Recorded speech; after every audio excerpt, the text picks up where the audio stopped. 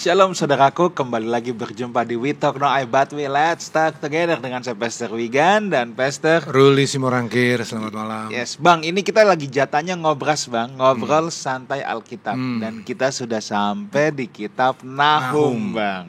Kitab-kitab kecil yang jarang kita baca ini. Yes, jangan-jangan orang bingung nih, Nahum di mana? Pokoknya Nahum setelah kejadian, sebelum Wahyu, Bang. Itu kuncinya, Bang. Pasti, Bang, gampang dapatnya. Ya. Nah, karena ngobras, Bang, kita nggak cuman berdua, kita ditemani oleh seperti biasa seorang narasumber, The Guru. Iya.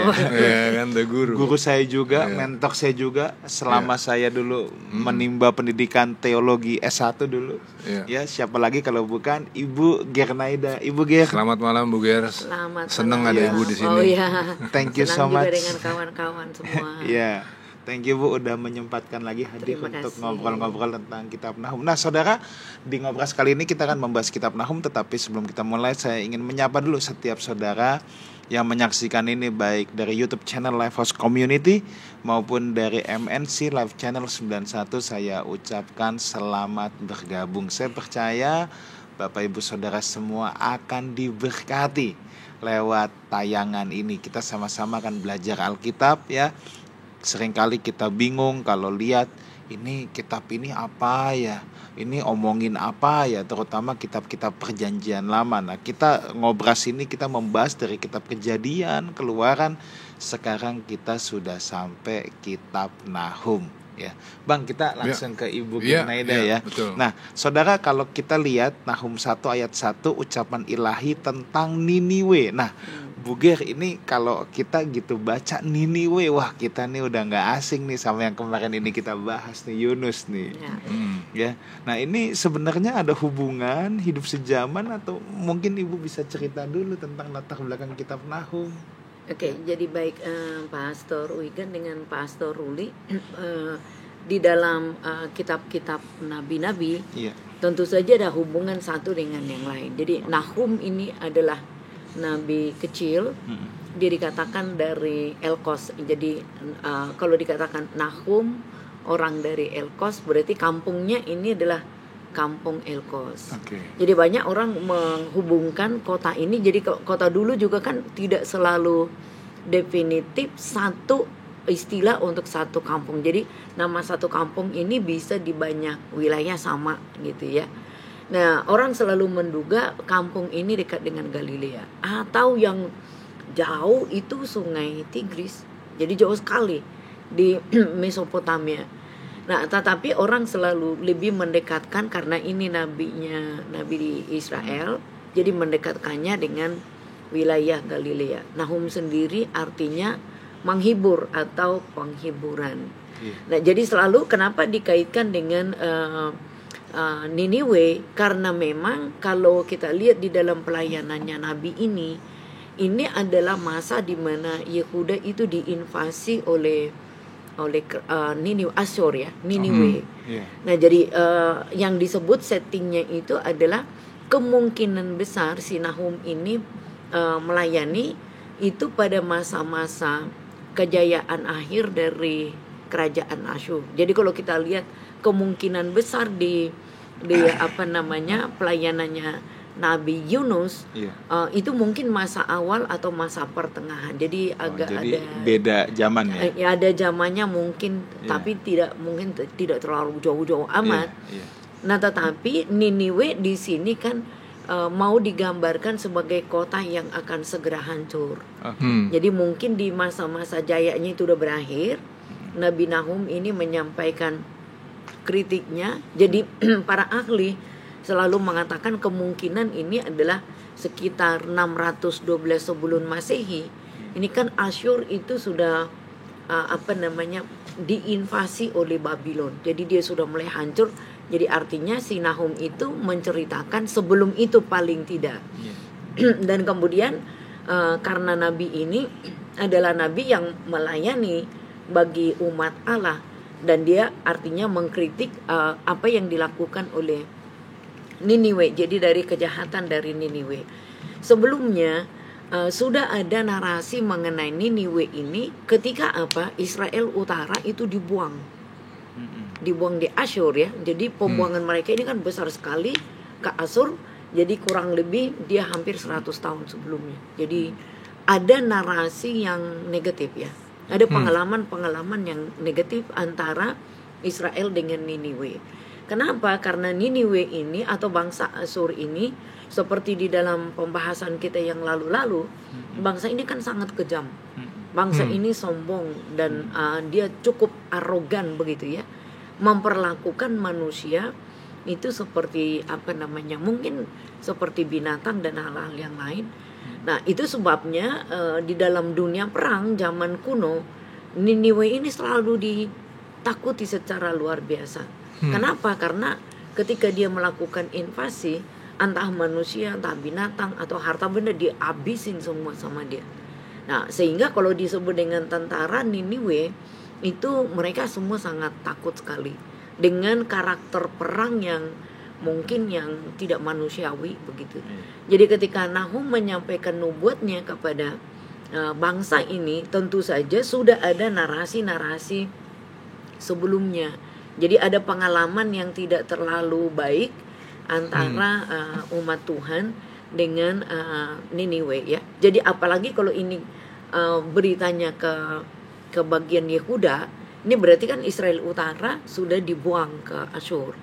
Nah, jadi kalau ada tensi baru, ini kan berarti dekat-dekat dengan pembuangan Babylon. Nah, jadi ada cerita yang panjang di dalam narasi daripada kitab Nahum ini. Jadi ketika dia dihukum, jadi orang Israel senang juga ketika Niniwe itu hancur sebagai balas dendam begitu ya. Akibat tindakan-tindakan yang sudah lama dilakukan. Nah, jadi Nahum memperkenalkan Tuhan itu siapa, Allahnya Israel. Artinya itu tidak sebanding dengan dewa, dewi atau raja-raja daripada Asyur atau Niniwe. Jadi Tuhan yang jauh lebih berkuasa. Jadi ketika dia dihukum karena dosa dan kejahatannya memang sudah klimaks. Jadi penghukuman itu adalah bagian lain yang diterima oleh Niniwe dalam relasinya dengan Israel. Di sisi yang lain, invasinya kepada Israel menyulitkan Israel. Jadi dia turut serta di dalam narasi kejatuhan daripada Israel Utara. Nah, tetapi mau jatuh ke Babylon juga dia ikut partisipasi juga. Jadi ada tensi-tensi yang negatif gitu. Oke. Nah, Bu, saya nih mau langsung masuk ke ayat yang kedua, Bu ya. Oh iya. Ini menarik untuk kita bahas nih, Bu. Nahum 1 ayat yang kedua, di mana dikatakan ini ya, Tuhan itu Allah yang cemburu dan pembalas. Tuhan itu pembalas dan penuh kehangatan amarah. Tuhan itu pembalas kepada para lawannya dan pendendam kepada para musuhnya. Nah, ini ada dua konsep di sini nih, Bu ya. Kali yang pertama yang mau kita bahas dulu, Allah itu adalah Allah yang cemburu. Maksudnya apa sih, Bu, cemburu, Bu? Ya. Okay. Mungkin banyak yang bertanya-tanya ya. Allah cemburuan tuh gimana ya gitu. Ini cemburu laki-laki dengan perempuan begitu ya dalam relasi-relasi. Jadi memang di dalam Alkitab kita seringkali sifat-sifatnya kemanusiaan itu dikenakan atau digunakan kepada Tuhan. Jadi biasanya ada antropopatisme, hal-hal yang dialami oleh manusia juga digunakan. Manusia digambarkan untuk menggambarkan perasaannya Tuhan. Ya, cemburu, marah, begitu ya, murka atau menangis dan seterusnya. Jadi cemburu di sini kita harus lihat di dalam konsep Allah dipersandingkan dengan dewa-dewa lain. Dewa-dewa berhala. Jadi dikatakan Allah yang cemburu, artinya Allah tidak mau didoakan. Jadi kaitannya ini adalah ketika umat Israel atau termasuk bangsa Niniwe, ini kan adalah dianggap bangsa yang tidak takut Tuhan. Tapi ketika orang Israel atau bangsa Yehuda melakukan hal serupa, Allah juga cemburu. Jadi Yahweh itu tidak bisa didoakan dengan berhala-berhala. Maka dia katakan Tuhan itu Allah yang cemburu dan membalas. Jadi pembalas di sini kan seolah-olah ungkapan ini sangat negatif begitu ya. Ini kan kesannya wah ini kok jadi pendendam tuh. Bahkan jahat begitu ya. Apalagi dikatakan Tuhan itu pembalas penuh dengan kehangatan amarah begitu ya. Jadi Tuhan kan maunya umat Yehuda itu menjadi bangsa yang cinta dengan Tuhan, yang mengasihi Allah, yang melayani Tuhan. Artinya dia memiliki relasi yang baik dengan Tuhan, dia menyembah Tuhan. Tapi ketika beralih menyembah kepada ilah-ilah, menyembah kepada berhala, maka murka Tuhan itu bangkit. Jadi sekali lagi yang perlu kita garis bawahi, Tuhan sayang, Tuhan cinta kepada umat, Tuhan cinta kepada bangsa Yehuda. Yang Tuhan tidak suka itu adalah tindakan mereka jatuh ke dalam penyembahan berhala. Jadi kemurkaan ini adalah kepada berhalanya atau kepada dosa yang mereka lakukan. Jadi jangan kalau Tuhan murka, Tuhan marah, Tuhan balas dendam, menghukum, menjadi jahat kepada bangsa Yehuda. Tidak demikian. Tetapi yang Tuhan tidak suka itu adalah tindakan mereka yang ikut di dalam penyembahan berhala. Jadi sebetulnya kalau tapi bukan jadi sebetulnya. Kalau saya ngelihatnya sebetulnya apa yang ditulis sama Nahum itu, Bu, adalah kutipannya. Dia lagi ngutip, yaitu ke-10 perintah Tuhan Allah, ke-10 firman itu. Jangan ada padamu Allah lain di hadapanku. Jangan membuat patung bagimu yang menyerupai apapun yang ada di langit di atas atau yang di bumi. Jangan menyembah kepadanya atau beribadah kepadanya, sebab aku Tuhan Allahmu adalah Allah yang cemburu.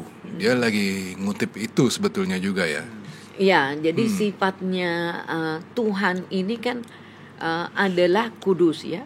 Jadi dia tidak bisa disandingkan dengan dosa atau berhala. Jadi kecemburuan betul. Jadi nabi-nabi ini selalu menyuarakan implementasi daripada Taurat itu di dalam kehidupan sehari-hari. Jadi kalau dia ngutip dari Taurat itu benar. Bu, kalau konteks cemburu Tuhan pada hidup sekarang ini gimana, Bu?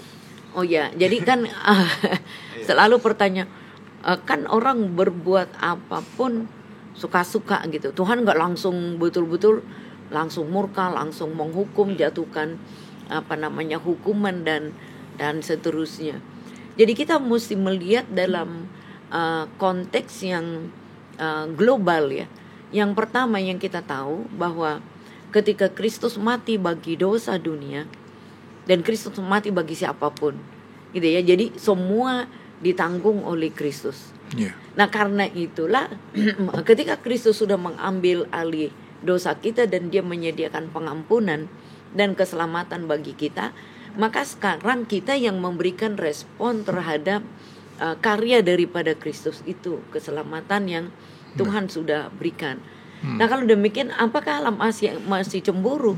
Dengan sifatnya Allah itu tidak berubah dulu, sekarang, dan sampai selama-lamanya. Allah cemburu dengan umat yang jatuh ke dalam penyembahan berhala, itu sudah pasti. Allah yang akan membalaskan segala dendam ya, itu sudah pasti. Kalau kita lihat di dalam sejarah dunia saja, Tuhan kan bisa berbicara lewat alam. Contoh kasus ya, apakah itu menjadi sebuah peringatan akan kehangatan dari murka daripada Tuhan? Kerusakan-kerusakan di dalam alam kita bisa tuai dengan mata kepala kita sendiri. Bukankah Tuhan sedang menyatakan ya, kalau kita katakan hukumannya yang bersifat global, yang sangat jauh sekali. Nah karena itu kalau coba kita lihat di sisi yang lain, banyaknya penyakit misalnya yang muncul dan makin masif. Kalau dulu kan jenis penyakit sedikit, sekarang banyak sekali. Tiba-tiba ada anti-imun. Autoimun, anti-imun. Autoimun. Apa itu dulu nggak pernah ada kayaknya. Nah, jadi kalau kita lihat ya, sebetulnya Tuhan pun menyatakan kalau saya boleh katakan kan sentil kita di dalam skala yang global. Dulu ada air bah begitu ya. Tetapi coba kita lihat eskalasi daripada banjir bandang hampir terjadi di mana-mana. Yang padang gurun aja jadi banjir bandang. Bukankah ini Tuhan sedang memberikan peringatan kepada kita, walaupun kalau dulu kan mungkin skopnya Israel langsung begitu ya.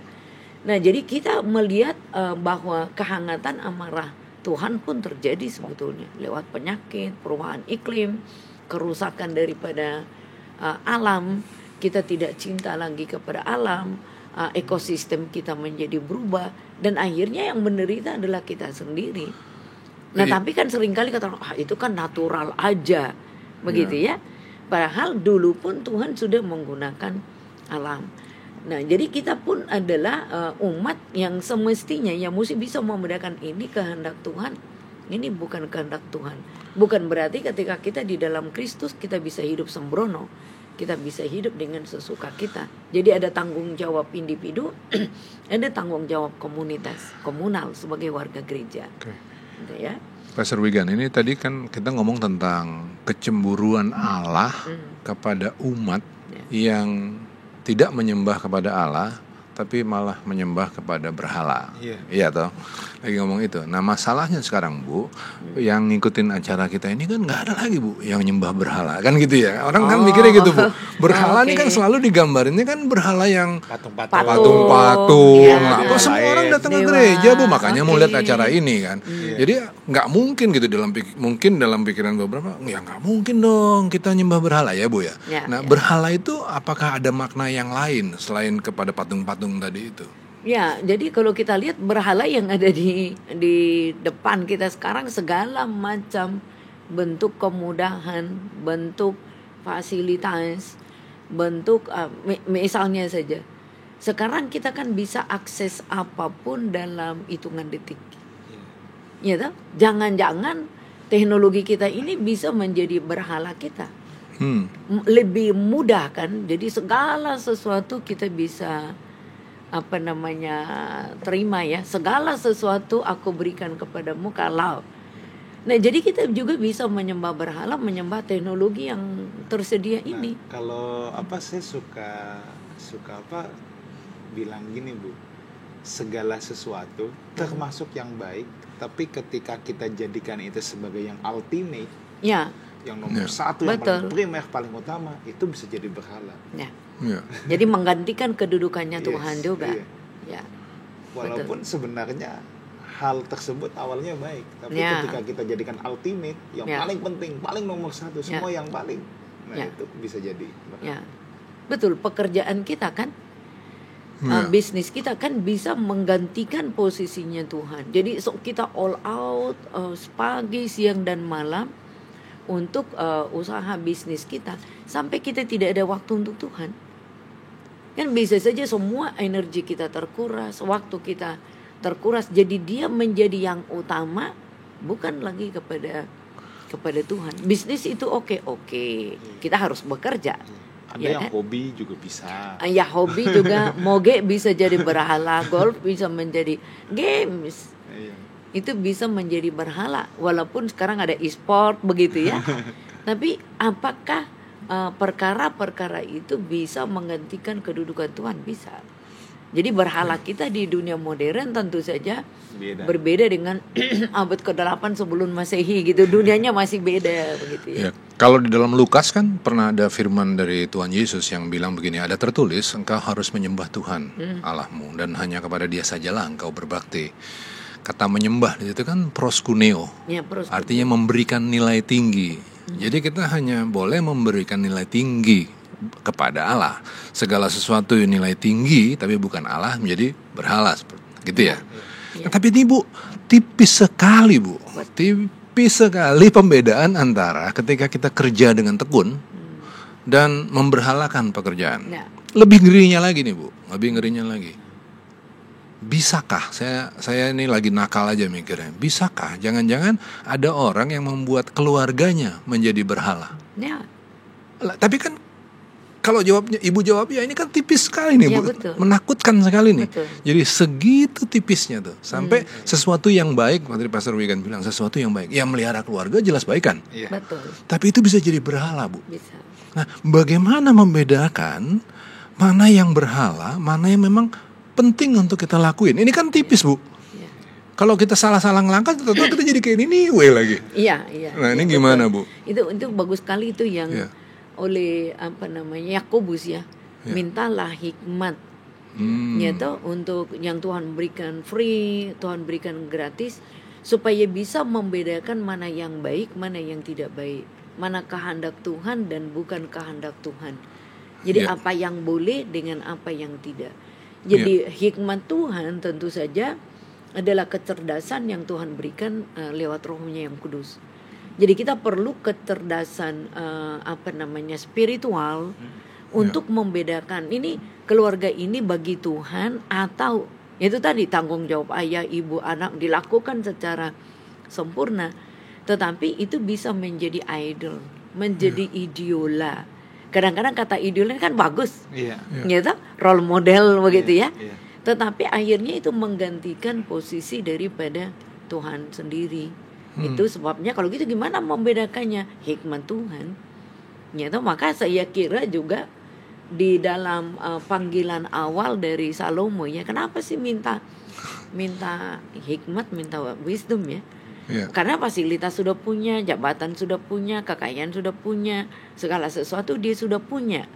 Jadi satu hal lagi, nah dia memerlukan hikmat. Jadi hikmat ini kan diperlukan entah orang tua, entah anak muda. Ini kan seluruh generasi kan memerlukan hikmat untuk bisa memilih mana yang baik dan mana yang tidak baik. Kalau Ibu ngomong tentang Salomo, Bu, saya nih kok saya ngamati ya, Bu. Jangan-jangan sepanjang masa hanya dia satu-satunya orang yang berdoa, bicara sama Tuhan, dan kemudian mintanya tuh hikmat. Hanya dia satu-satunya.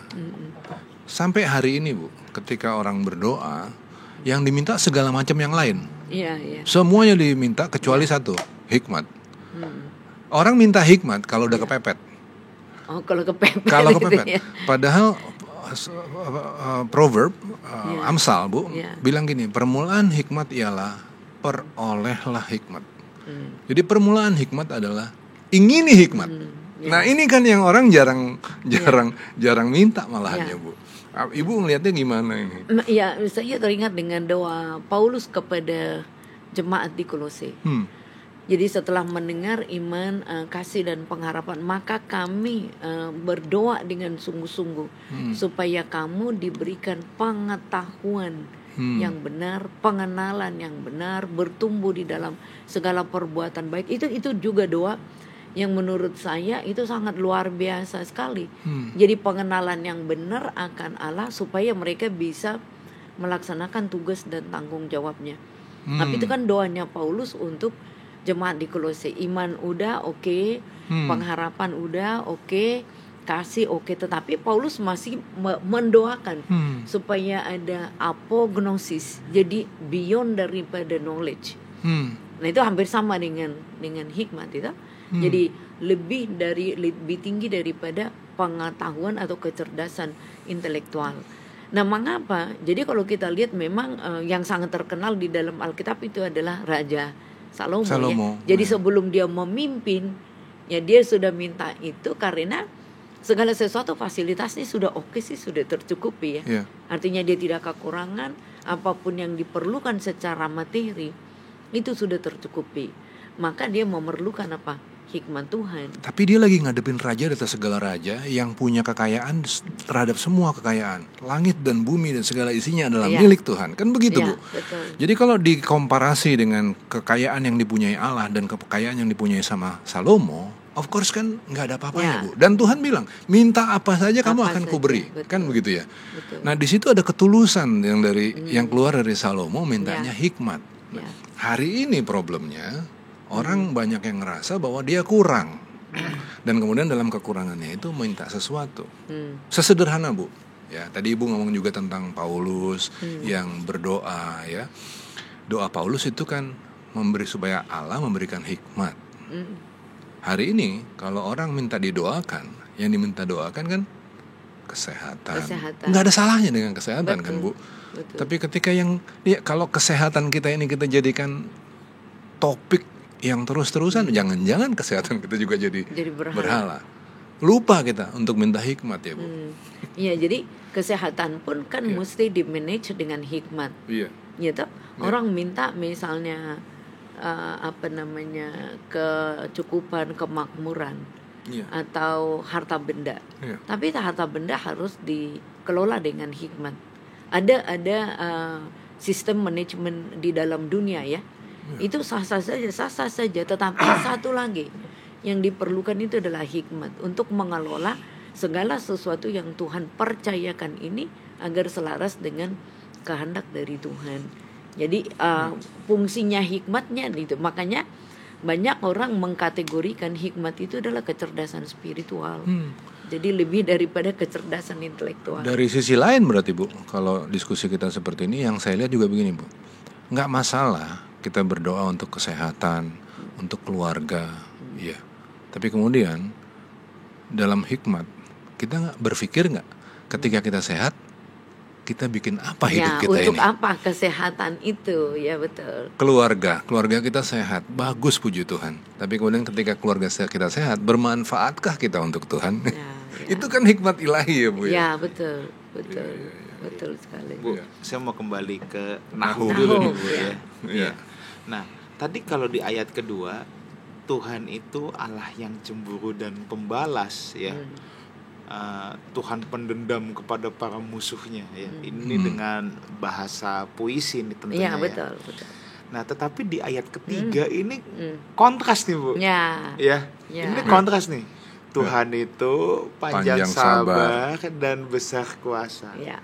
Tapi ada catatan di sini. Ya, betul.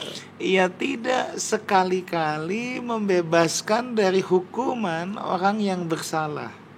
Ia berjalan dalam puting beliung dan badai, dan awan adalah debu kakinya. Nah, mungkin Ibu bisa tolong menjelaskan nih kontras yang ada di ayat kedua dan ketiga ini. Tadi dari ngomong cemburu dan pembalas, tiba-tiba panjang sabar dan besar kuasa. Ya.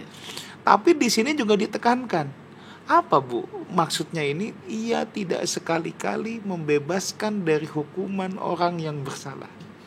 Oke, jadi kalau tadi kan sifatnya Allah, karakteristiknya Allah ya. Jadi cemburu, pembalas, amarahnya terhadap dosa, dan dia membalas, pendendam kepada musuh. Nah, tetapi itu dikontraskan dengan sifat Allah yang lain adalah kasih, maha kasih. Jadi kasih yang biasanya yang lebih populer bagi kita kan kasih Allah yang besar, rahmatnya yang besar, maha pengampun, maha dan seterusnya. Juga kasih ini sebetulnya dikaitkan dengan sifat panjang sabar.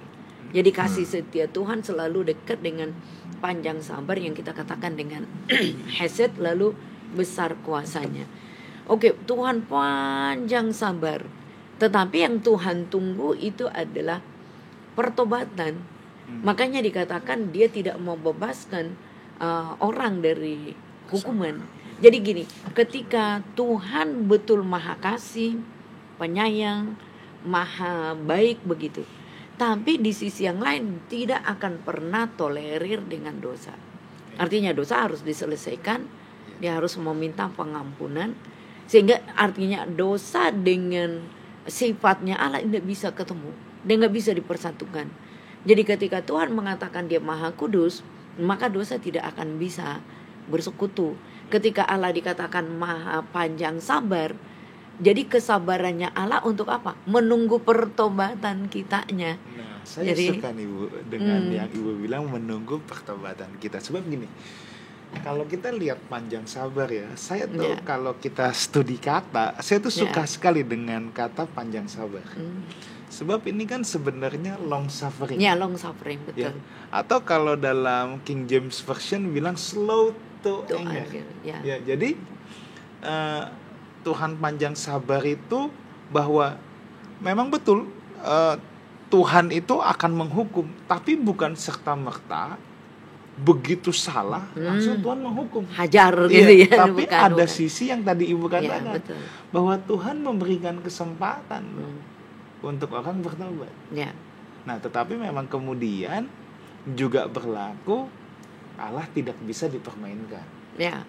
Tuhan kasih kesempatan. Betul. Nah, tapi kesempatannya berapa lama? Kita kan nggak tahu nih. Makanya Tuhan jangan dipermainkan. Jadi ya itu dia. Jadi kasih Tuhan panjang sabar itu pasti dua kutub yang sangat ekstrim ini kan. Tuhan maha kasih, sementara di sini maha pendendam. Kita seolah-olah di tengah-tengahnya nih, ini digiring kemana nih? Gitu. Jadi sebetulnya kita yang menikmati sifatnya Tuhan itu. Ketika Tuhan Maha Kudus, maka Dia menyucikan kita.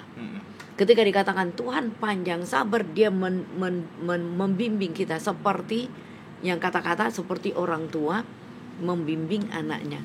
Jadi Dia menuntun kita. Dia memberikan waktu sampai bahkan kadang-kadang generasi ketiga, generasi keempat. Baru pembalasan dendam ini kan kita kadang-kadang balas dendamnya itu seperti manusia.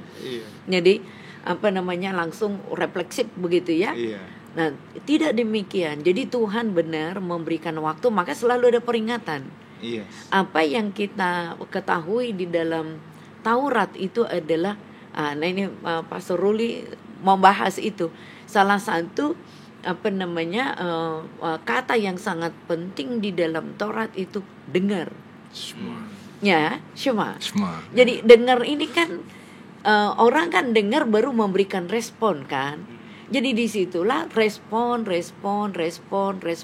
Disitulah Tuhan membimbing kita seperti anak. Nah, kesabaran Tuhan itu ada di situ. Tapi ketika anak ini menyimpang kan mesti diarahkan. Jadi supaya dia balik. Nah, makanya disiplin di sepanjang perjalanan itu penting. Maka jangan engkau menganggap enteng didikan Tuhan. Jadi kesabaran Tuhan demi siapa? Kita. Kebaikannya demi siapa? Kita. Cemburunya Tuhan demi siapa? Kita.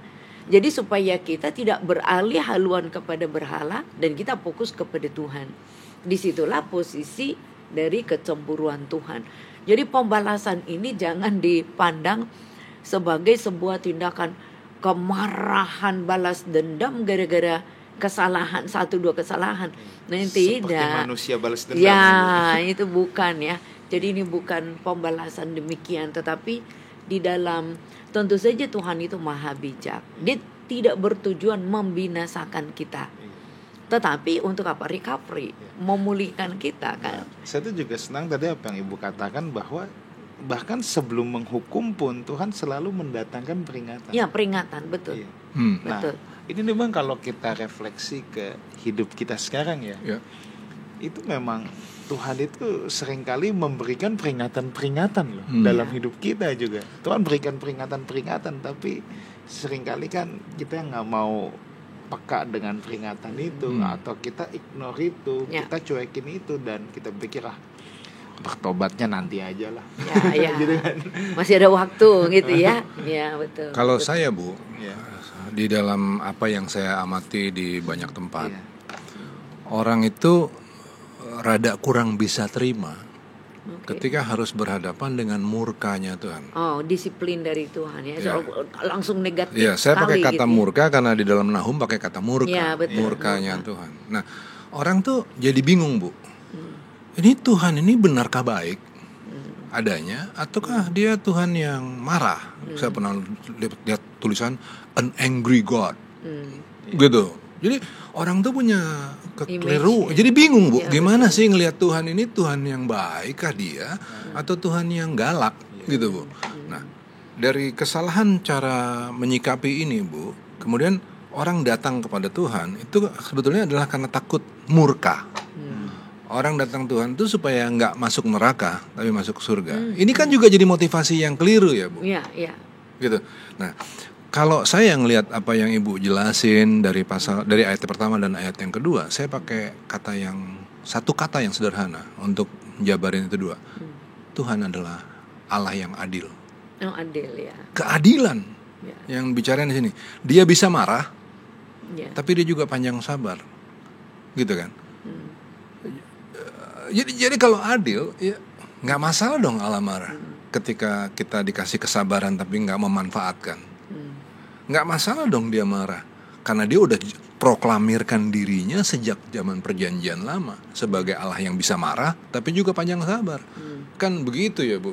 Ya, jadi kalau kita lihat balik lagi di dalam konsep Israel terhadap Torah, jadi mereka kan menempatkan Allah Sang Maha Kudus, Sang Maha Suci, Allah yang sangat transenden. Tapi jangan lupa, kalau kita datang kepada Tuhan dengan tadi hukum-hukum yang ada dua ekstrim begitu, kita memang akan terjebak di dalam dua sifatnya Allah yang ekstrim. Tapi coba kita lihat seperti di dalam Keluaran pasal yang keempat kan, Tuhan Allah mengatakan kepada Musa demikian, Israel adalah anakku, anakku yang sulung, biarkan umatku pergi. Jadi relasi yang terbentuk itu adalah bapak dengan anak. Jadi ini relasi yang sangat dekat sekali. Kalau bapak yang baik, di dalam kitab Amsal dikatakan bapak yang baik itu adalah bapak yang akan mendisiplin anak ketika dia salah. Supaya apa? Dia berubah, kan begitu. Jadi pendekatannya bapak dengan anak. Tetapi kalau kita misalnya pendekatannya, dekat dengan Allah supaya tidak masuk neraka. Jadi seolah-olah bapak ini menyediakan neraka dengan, itu kan pilihan yang sangat ekstrim. Padahal yang dikehendaki adalah tinggal di rumah bapak. Kan begitu ya, bersekutu dengan bapak, kan analoginya kan sesederhana begitu. Jadi bukan supaya saya tidak masuk di dalam hukuman. Tapi kalau di rumah bapak kan dia ada hak istimewa di dalam rumahnya bapak. Dia boleh memberikan respon. Dia ada tanggung jawab juga kan di rumah bapak. Nggak ada tanggung jawabnya. Jadi kalau kita datang kepada Tuhan dalam relasi seperti itu, bapak yang menyelamatkan kita, bapak yang memelihara kita, bapak yang kita happy untuk melakukan hukum Tuhan.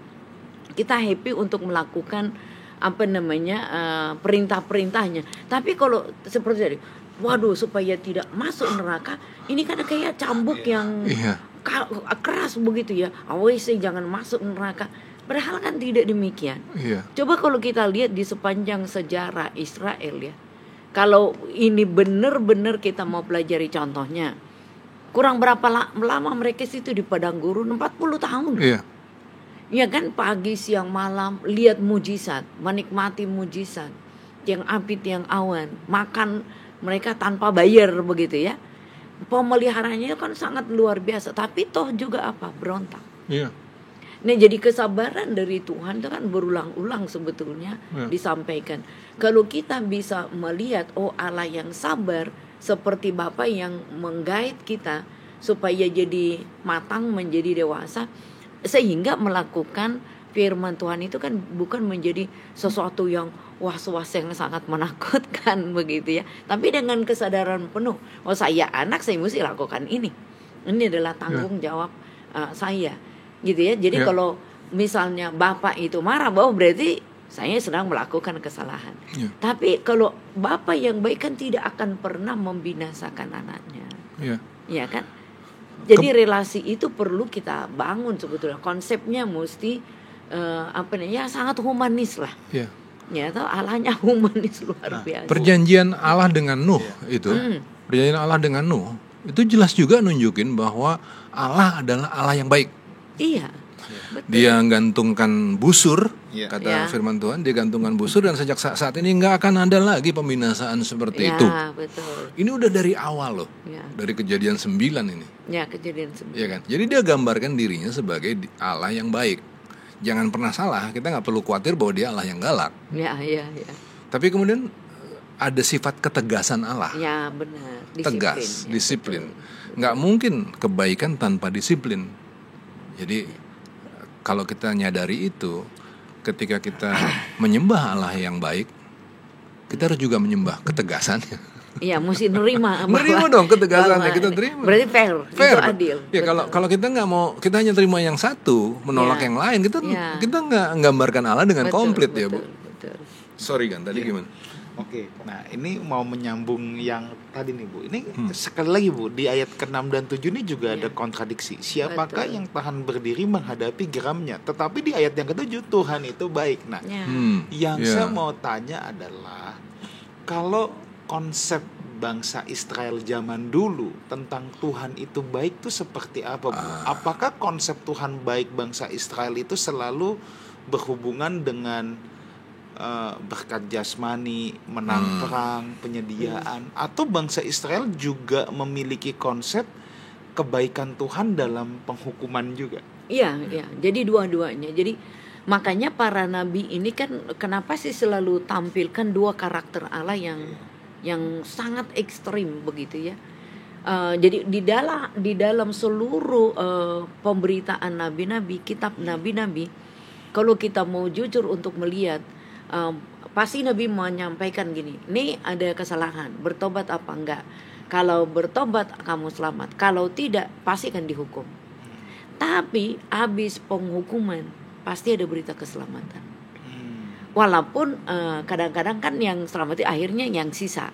Jadi proses pendisiplinan tetap terjadi dan kemudian recovery itu akan berlangsung. Jadi Shalom itu harus holistik. Artinya gini, mereka juga menikmati berkat-berkat jasmani, tapi harus kerja keras juga. Mereka menikmati keamanan di dalam bangsa dan negara. Nah, tapi juga dia kan harus melatih diri juga. Artinya wanti-wanti juga di negara-negara sebelah itu ada apa. Jadi kan bangsa ini adalah bangsa yang hidup. Jadi tanggung jawabnya tetap dia harus lakukan. Jadi untuk kesejahteraan jiwa mereka, iya betul. Tetapi bukan berarti bangsa yang diberkati oleh Tuhan, penuh susu dengan madu, lalu mereka tidak lakukan sesuatu. Tidak demikian. Dia jadi tanggung jawabnya sebagai manusia harus dikerjakan juga. Makanya sifat-sifat ini biasanya gaya dari Nabi ya. Kalau kita lihat nabi-nabi, wah ini ketegasannya, ntar nanti ada kasih sayangnya, gitu ya. Oh Tuhan sudah menghukum, dia berikan lagi jalan keluar ya, untuk mengatakan, oh ini boleh diselamatkan oleh Tuhan. Tapi ketika dekret sudah jatuh, ketika hukuman sudah final, tidak ada yang bisa berdiri di hadapan Tuhan, ya kan?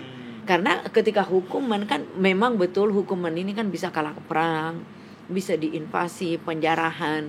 Itu hal yang sangat umum berlaku di bangsa Israel maupun bangsa-bangsa. Jadi ketika masa hukuman itu kan sesuatu yang mengerikan. Tidak ada orang yang bisa menyelamatkan diri.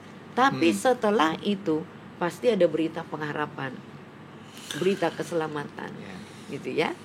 Jadi selalu ndak harus seimbang ya. Jadi Tuhan menghukum terus gitu ya, tanpa memberikan, tidak demikian. Jadi selalu ada jalan keluar. Tapi proses jangan lupa, itu selalu ada ya, di dalam relasi itu selalu ada proses dan didikan Tuhan. Apa yang Bu Ger sampaikan ini, bahwa memang Allah memberkati, tapi kemudian Allah mengizinkan atau meminta mereka untuk bertanggung jawab dalam hidupnya. Ya, betul. Kan begitu ya Bu ya? Betul. Ini rada kontras Bu dengan apa yang banyak disampaikan lewat mimbar. Karena di mimbar sering banget orang dengarnya begini Bu, Allah berperang ganti kita. Ya. Betul. Berperang ganti kita. Jadi akhirnya orang-orang ini jemaat kebentuk menjadi jemaat yang menunggu Tuhan berperang ganti dia Bu. Oke.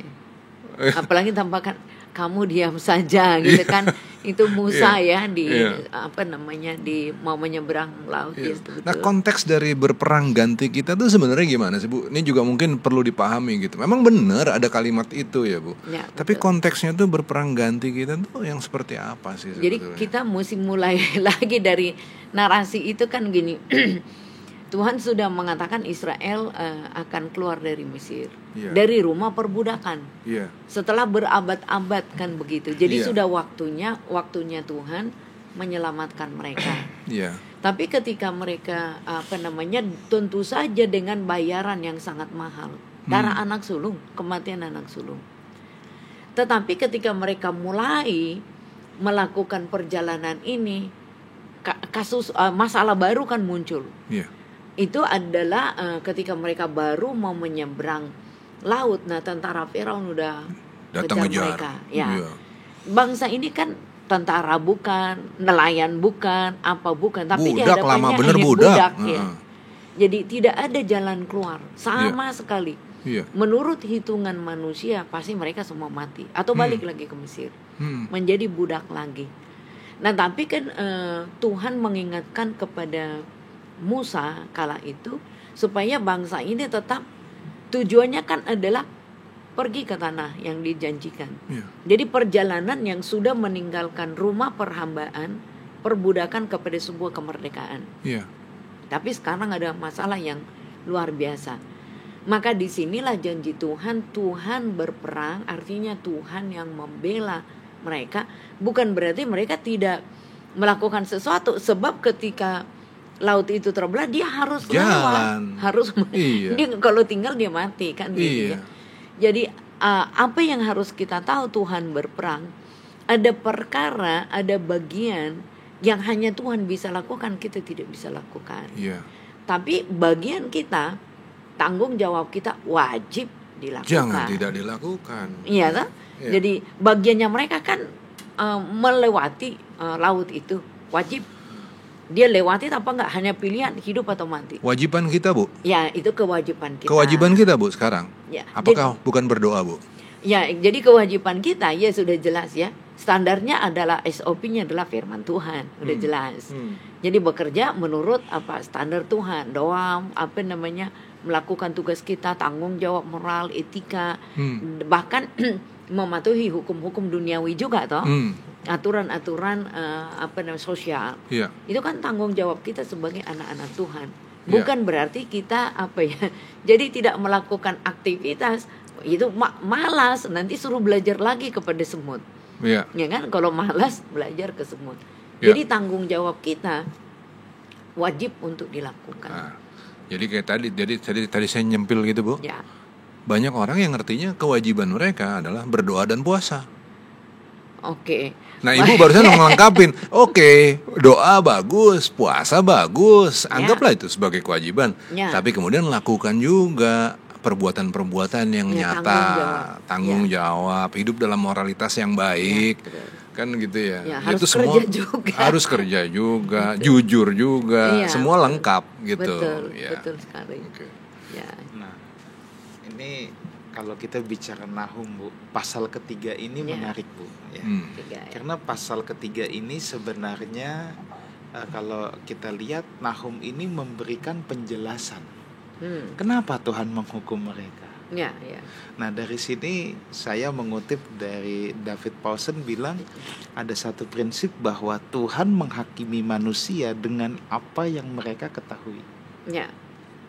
Nah, mungkin ada yang Ibu mau komentari nggak tentang prinsip ini, bahwa memang Tuhan itu ketika Tuhan menghukum pun atau Tuhan menghakimi itu bukan seperti orang yang tanpa alasan, tanpa ujuk-ujuk langsung, tetapi Tuhan akan menghakimi berdasarkan memang apa yang mereka tahu gitu loh. Ya.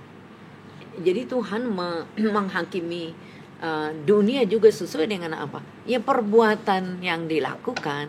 Ya. Jadi artinya gini, sadar atau tidak sadar, semua manusia di dunia ini sebetulnya ada hukum. Jadi kalau mereka sudah tahu hukum Taurat, maka mereka lakukan menurut hukum Taurat. Tapi akan ada nurani, ada batin, ada norma. Jadi kalau mereka melaksanakan segala sesuatu dengan apa yang mereka sudah paham, apa yang mereka sudah tahu, maka dengan itulah mereka akan dituntut. Itu kan fair. Jadi tidak mungkin Tuhan menuntut sesuatu yang dia tidak ngerti. Dia tidak paham begitu. Itu kan berarti orang kata, wah kalau begitu Tuhan semena-mena dong. Karena itu kan saya jadi teringat dengan Tuhan yang pergi lalu menitipkan talenta begitu ya. Jadi yang 2 kembangkan 3 atau kembangkan. Nah, yang 1 umpetin. Kenapa? Lah Tuhan tuh jahat, ngambil untung. Padahal tugasnya dia adalah untuk mengembangkannya. Nah, jadi Tuhan menuntut betul itu sesuai dengan apa yang menjadi tanggung jawabnya, sesuai dengan responnya. Jadi apa yang menjadi tanggung jawabnya dia tahu dong. Jadi Tuhan tidak menuntut kita lebih daripada apa yang kita bisa sebetulnya. Jadi Tuhan memperkenalkan dirinya dengan apa yang Tuhan kenalkan kepada manusianya tuh.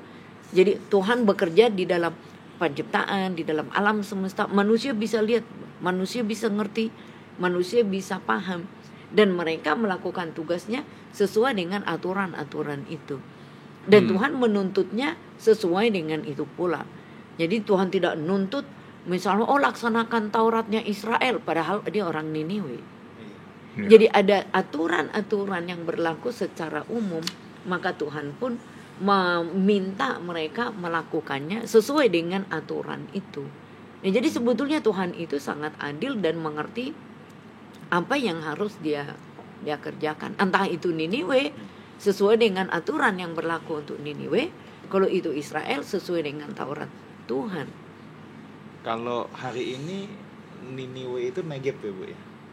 Negeb di atas tuh, di atas. Niniwe itu kan Irak. Kalau Negeb kan itu di bawah daerah Kadesh itu. Kadesh, Syria yang sekarang lagi golak gitu ya. Lebih ke utara. Yeah. Karena Negeb itu kan di bawah ya, ke arah selatan ya, Laut Merah ke selatan yang mau dekat dengan Mesir. Ya, jadi kalau Niniwe ya Irak Tigris itu ya, kan Tigris ya betul. Kalau Asyur itu loh Bu, ya Asyur itu hari ini Asyur apa? itu kan bangsanya. Ya. Niniwe itu ibu kotanya. Ibu kotanya okay. Niniwe. Iya, ya, jadi itulah sekarang Irak, Iran dan sekitarnya, Syria. Ya, jadi Niniwe kuno itu adalah kota tua Irak. Kota tua kan, jadi kalau kita lihat kan sejarah daripada peradaban begitu ya, ada kota tua tetapi ada juga kota-kota bangunan baru ya. Jadi misalnya Mesir kuno dengan Mesir modern gitu ya. Babylon di mana Bu? Ya Babel kan iya betul. Itu kan di daerah situ Irak itulah. Ya. Jadi gini, kalau kita lihat di kalau Irak kan agak di utara ya. Tapi Babel ke wilayah Mesopotamia, agak turun ke selatan, ya kan? Nah jadi bangsa-bangsa kuno di zaman dahulu itu juga wilayah-wilayah yang kita tempati di manusia Timur Tengah tempatin sekarang. Jadi kota itu sudah cukup lama gitu ya. Jadi kalau ketika disebutkan dengan Iran, Irak, kalau Iran itu lebih kepada Persia, bangsa Persia zaman dahulu ya. Nah di Nahem ini bukan digambarkan bahwa Tuhan kemudian dalam keadilannya dia kan nggak pernah akan membiarkan orang yang bersalah. Nah Niniwe itu kan dianggap sebagai bangsa yang bersalah dengan kekejamannya, termasuk juga penindasan kepada Israel. Maka Nahum ini kan menyampaikan kabar baiknya adalah bahwa karena itu Allah tidak akan membiarkan Niniwe ini suka-suka sendiri. Terjadilah. Kemudian Niniwe dimusnahkan kan gitu ya Bu. Tapi pertanyaan saya begini Bu, ketika di Alkitab dibilang bahwa Niniwe dihancurkan, dimusnahkan oleh Tuhan, kenyataannya sampai hari ini Niniwe ini masih hidup. Bahkan artefak-artefak yang zaman dulu itu sebelum adanya ISIS masih ada loh, itu dulu sebelum dihancurkan. Nah jadi di mana sih sebenarnya makna dihancurkan atau kehancuran Niniwe itu apanya yang hancur? Ya jadi kalau kita lihat di dalam kota-kota kuno ya, bangsa-bangsa kuno, Niniwe ini kan berulang-ulang juga ditaklukkan ya. Setelah dia ditaklukkan dia dibangun kembali. Jadi peradaban seperti Mesir kuno juga kan begitu. Jadi kota itu bisa ditaklukkan, dibakar habis, dia diinvasi. Tapi biasanya kan ada masa di mana kota itu akan dibangun ulang. Jadi kota-kota yang lama itu biasanya apakah menjadi reruntuhan ya dalam sesaat, tapi dia akan dibangun kembali. Jadi kota Niniwe ini di abad 9 kan sudah disebut. Di abad ke-8 juga sudah disebut. Nah ini kalau bagusnya gini Pastor Ruli, ketika Nahum mengingatkan ini kan mereka belum hancur. Iya, belum. Sudah diingatkan supaya dia tidak hancur gitu kan ceritanya. Nah tetapi ternyata bangsa ini tidak berubah, makanya dia diinvasi oleh Babylon. Gitu. Jadi kalau ada masih sisa-sisanya bangsa-bangsa kuno itu dengan penelitian arkeologi dan seterusnya, atau mungkin juga di dalam penelitian bangsa yang kota lama itu kan biasanya ditimbun ya, seperti kota Yerusalem yang sekarang. Kalau kita lihat lapisan tanahnya itu kan sudah dari berbagai zaman ya, berbagai era. Jadi bisa dibangun kembali di atasnya. Jadi yang dimusnahkan atau dihancurkan pada saat itu adalah kejayaan Niniwe sebagai bangsa yang adidaya besar, betul, gitu ya, superpower negara pada saat itu. Betul. Tapi kemudian keberadaan Niniwe hari ini itu kalau mungkin ya Bu, jadi saya ngelihatnya dari penjelasan Ibu, Kan hari ini masih ada nih orang-orang ini dengan segala macam sebetulnya kesombongan zaman dulu loh. Yang mirip sebetulnya. Nah, kalau saya dari apa yang Ibu jelasin, saya jadi ngeliatnya gini, ini adalah monumen kesombongan yang memang tetap ada sampai hari ini untuk menjadi refleksi kita. Jangan bikin yang sama. Ya betul gitu sekali. Oke, baik Ibu Girnaida, kita sudah di penghujung. Terima kasih atas penjelasannya untuk obrolan yang seru nih Bang ya tentang Kitab Nahum ini. Banyak sekali yang kita belajar. Mungkin ada satu closing statement singkat yang Ibu mau beritahu tentang Kitab Nahum ini. Jadi Kitab Nahum ini betul berbicara mengenai keadilan Tuhan. Artinya Tuhan itu maha kasih dan maha penyayang, tapi ketika batas dari dosa manusia itu sudah klimaks, maka murkanya akan dijatuhkan atau hukuman akan dijatuhkan supaya keadilan Allah itu menjadi nyata. Tapi Kitab Nahum ini seperti namanya Nahum itu menghibur. Jadi Tuhan memberikan kesempatan bagi manusia itu untuk bertobat, untuk berubah. Jadi masa-masa tragedi, masa-masa yang sukar, Tuhan datang untuk mendampingi, menghibur umatnya supaya apa? Bangsa-bangsa melihat kedaulatan Allah ini tidak bisa dipermainkan. Jadi ketika umat Tuhan pun dihukum, maka Allah akan bersama-sama dengan mereka sampai bangsa ini sadar dan mereka berubah kepada Tuhan. Ya, ketika kita menyembah kepada Allah, kita harus mengerti bahwa Allah itu comes in a package. Paketnya adalah Dia adalah Allah yang mengasihi, tapi Dia juga Allah yang tegas. Kalau kita hanya mau menerima baiknya Tuhan, tapi kita nggak mau menerima ketegasannya, itu sama aja seperti minum air teh tanpa teh. Nggak bisa. Oke, saya cuma mau bilang bahwa kalau seseorang berbuat dosa atau hidup dalam dosa, kalau masih ada kesempatan untuk hidup dan lain sebagainya, itu sebenarnya Tuhan masih memberikan kesempatan untuk bertobat. Itu jangan digunakan untuk kagak apa-apa nih, rupanya Tuhan oke-oke aja nih dengan dosa yang saya bikin, enggak. Tetapi kita melihat itu sebagai satu kesempatan, dan ingat jangan sesat, Allah tidak dapat dipermainkan. Ibu Girnaida, sekali lagi thank you so much untuk pembicaraan yang seru pada kesempatan ini. Baik saudaraku, demikianlah ngobras pada kesempatan ini. Sampai jumpa di We Talk yang akan datang. We Talk no I but we, let's talk together. God bless you.